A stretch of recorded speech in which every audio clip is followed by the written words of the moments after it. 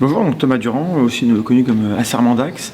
Je dirige l'ASTEC, qui est une association qui parle d'esprit critique et de science. Et j'écris les scripts de la tronche en biais. On fait de la vulgarisation des sciences et l'esprit critique, donc c'est assez redondant. Le thème, c'est l'esprit critique, c'est pourquoi on pense ce qu'on pense. Et est-ce qu'on fait assez d'efforts pour voir pourquoi on pense ce qu'on pense.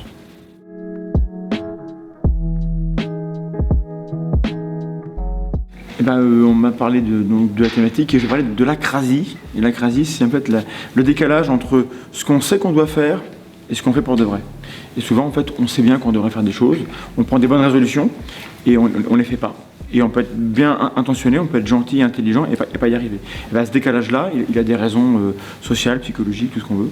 Et c'est ça qui sera le cœur de mon sujet.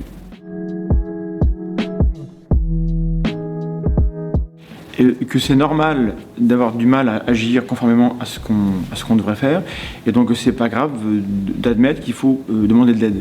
Donc il faut qu'on s'organise collectivement, parce que tout seul dans notre coin, alors il y a des gens qui ont la niaque, qui vont faire tout ce qu'il faut, mais s'il y a 2% de gens qui ont la niaque et qui font ce qu'il faut et que les autres la regardent en disant « Oh c'est trop dur, on ne va pas y arriver ». Donc il faut déculpabiliser les gens et leur donner les moyens de faire au moins le minimum nécessaire, et tout seul ils ne vont pas y arriver.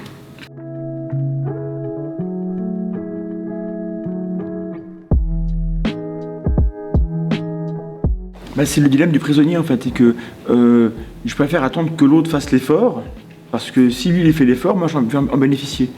Mais s'il ne fait pas l'effort et que moi je dois le faire, je suis le seul à faire l'effort. Donc il y a une sorte de balance comme ça entre bénéfice et coût, et on ne veut pas assumer tous les coûts. Et donc il y a comme ça cette espèce d'économie psychologique. Et donc il faut ce qu'il faudrait, c'est avoir confiance dans la société, où on sait que les autres vont faire l'effort. Si on sait que les autres vont le faire, alors on va le faire. Et je ne pense pas qu'on prend vraiment la direction d'avoir confiance dans les uns et les autres, actuellement. Et pas d'avoir confiance. Et ça, c'est des problèmes politiques compliqués, ça me dépasse largement, je ne prétends pas que je sais. Je constate que, sans doute, que c'est là que ça va se jouer. Maintenant, comment on fait? Il faut des solutions politiques. Où sont les politiques qui veulent assumer des stratégies à long terme et pas à l'échelle d'un mandat? Je me pose la question.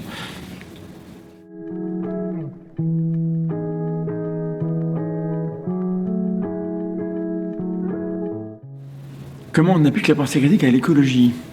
Comme ailleurs, c'est-à-dire qu'il faut accepter les faits. Quand la science dit quelque chose, il ne faut pas juste dire non, j'ai pas envie.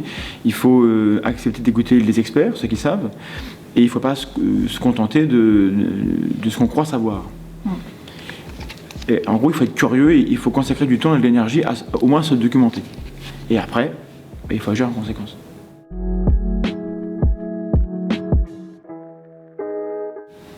Mais là, l'hypocrisie, ce serait de dire aux gens c'est pas politique, c'est vous, individuellement, mettez du compost dans votre jardin.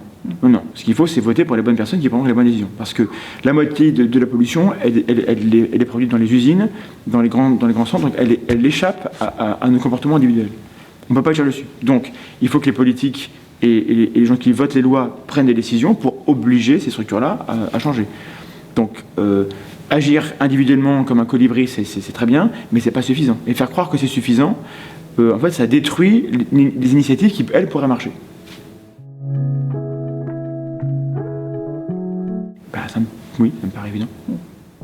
Merci.